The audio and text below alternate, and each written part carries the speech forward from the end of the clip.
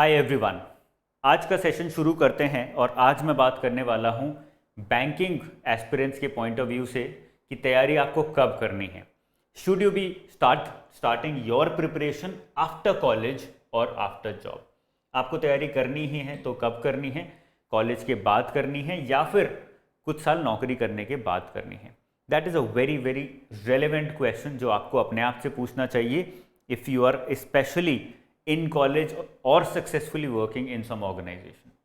तो दो ऑप्शन है हमारे पास, या तो कॉलेज के बाद स्टार्ट करें या फिर जॉब के बाद स्टार्ट करें। मैं आपको बताने वाला हूं कि अगर कॉलेज के बाद बैंकिंग की प्रिपरेशन करने वाले हो, what to do and what not to do. Similarly अगर जॉब के बाद अपनी बैंकिंग की प्रिपरेशन करने वाले हो, what to do and what not to do.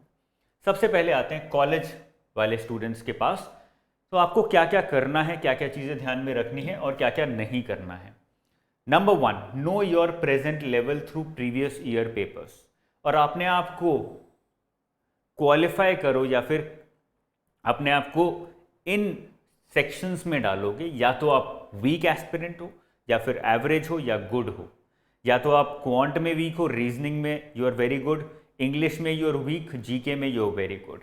So classify your self and understand your present level based upon previous year papers. आपको online previous year papers easily मिल जाएंगे, उनकी कट ऑफ भी मिल जाएंगी। इजीली आपको पता लग जाएगा आप अभी कहाँ खड़े हो। ये आपको स्कूल में कॉलेज में कोई सिखाता नहीं है, इसलिए हमें इसकी इंपॉर्टेंस नहीं पता होती। किसी सामने वाले से लड़ने कैसे जाओगे जब तक आपको पता ही नहीं है कि अभी आपको कितना आता है। आपको कुंग-फू आता भी है कि नहीं आता है, आपको बॉक्सिंग आती भी है कि नहीं आती है। बस ऐसे ही मुंह उठा के चल दोगे तो फिर लड़ाई नहीं करोगे, फिर हार जाओगे। Next point, identify the right teachers and the right books. Very very relevant. Specially यहाँ पे कॉलेज एस्पिरेंट्स मिस आउट करते हैं और गलती करते हैं because they rely on seniors for this idea कि कौन सा टीचर अच्छा है और कौन सी किताबें अच्छी हैं। Instead rely on your self, use YouTube.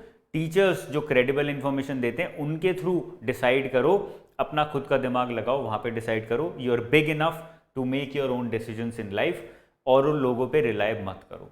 So identify the right teachers for yourself, identify the right books for yourself based upon your understanding. किसी और के ऊपर रिलाई नहीं करना है, इट इज़ अ डिजास्टर। ठीक है ना।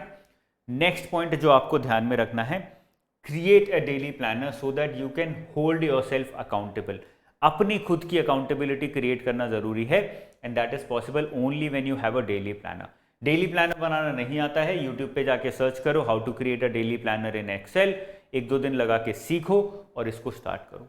ये 3 चीज़ें आपको करनी ही करनी है, इसके बिना प्रिपरेशन स्टार्ट करोगे तो फेल हो जाओगे, कुछ नहीं मिलेगा। व्हाट नॉट टू डू, करना क्या नहीं है। Number 1, no structure, no planning, only execution. अगर ये फॉलो करोगे तो चांस ही नहीं है कि सिलेक्शन हो जाए। आपने अपनी पढ़ाई का कोई स्ट्रक्चर नहीं बनाया, आपने अपना कोई प्लानर नहीं क्रिएट किया, चाहे वो डेली हो, वीकली हो, मंथली हो, ईयरली हो, बट आपने सीधा किताब उठाई और chapter 1 of quant which is number series पढ़ना शुरू कर दिया, लिखना शुरू कर दिया। अब आप सोच रहे हो मेरा सिलेक्शन क्यों नहीं हो रहा है। इसलिए नहीं हो रहा है because there was no structure, there was no planning, there was only execution. All the 3 have to go together. There has to be a structure, there has to be proper planning, only then you have to execute. Second point, Telegram study groups. ये आपको नहीं करना है। As soon as you enter Telegram study groups, आपका selection नहीं होने वाला है। आप 10,000 लोग बैठे, उसमें से पूछो कितने लोगों का सिलेक्शन हो गया है। जब रिजल्ट आता है 1-2 मिलेंगे। So the success rate is automatically very low in Telegram success groups. जो नॉर्मल सक्सेस रेट है उससे भी कम होता है। So please don't follow these study groups, they don't work, it's a misnomer, it's a waste of time. Changing books and teachers, now this again is a major problem. हम लोगों का selection नहीं होता, हम सोचते हैं टीचर्स खराब थे या बुक्स खराब थी, उनको चेंज कर देंगे तो शायद सिलेक्शन हो जाएगा। It puts you in another trouble, it puts you in another pit. आपको एक और गड्ढे में डाल देता है, कभी नहीं होगा। सेम टीचर या सेम किताब से फिर से पढ़ोगे, ऑटोमेटिकली क्लैरिटी बढ़ेगी, सिलेक्शन होने के चांसेस बढ़ जाएंगे।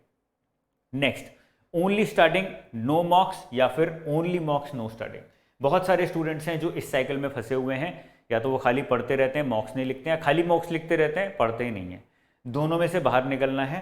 You have to follow studies plus mocks and mocks plus studies. Minus की जगह प्लस लगा दो, बहुत आसान हो जाएगा।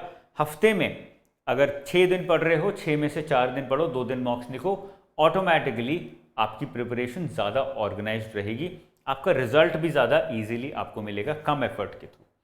अब आ जाते हैं सेकेंड ऑप्शन पे, जो कि ऐसे एस्पिरेंट्स हैं हु आर वर्किंग समवेयर और अब वो सोच रहे हैं कि मुझे बैंकिंग की तैयारी करनी है। तो आपको क्या करना चाहिए और क्या नहीं करना चाहिए उसको डिस्कस कर लेते हैं। सबसे पहले what to do.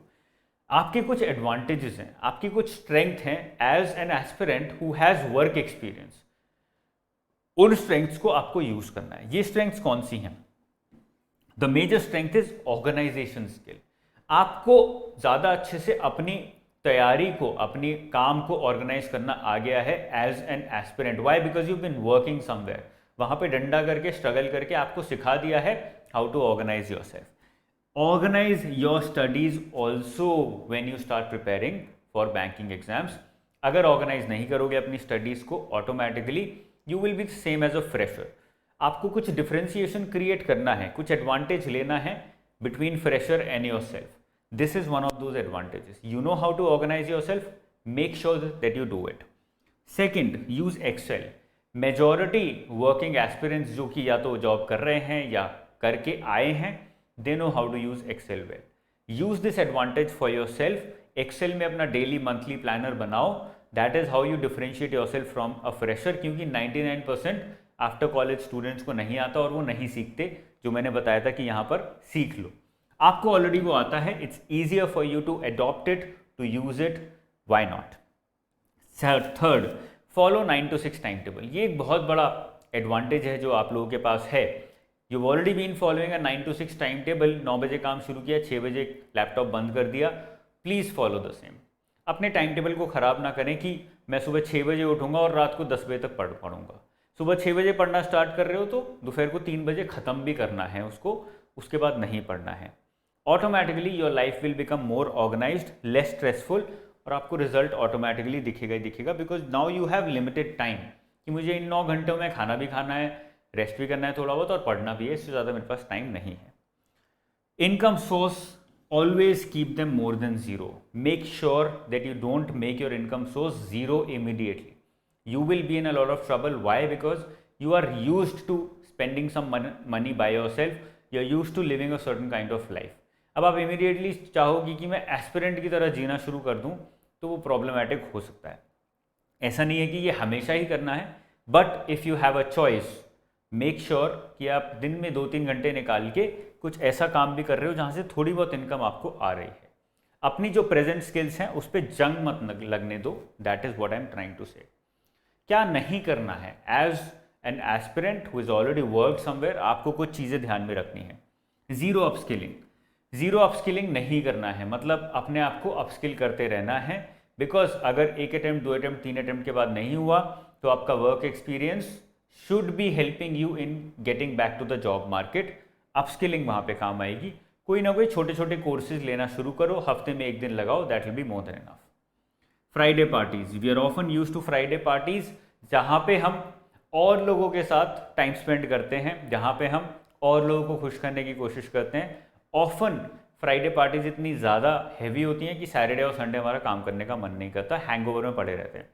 Instead use that time to go back to the basics, या तो अपने पेरेंट्स के साथ, फैमिली के साथ, फ्रेंड्स के साथ थोड़ा शांति वाला टाइम निकालो।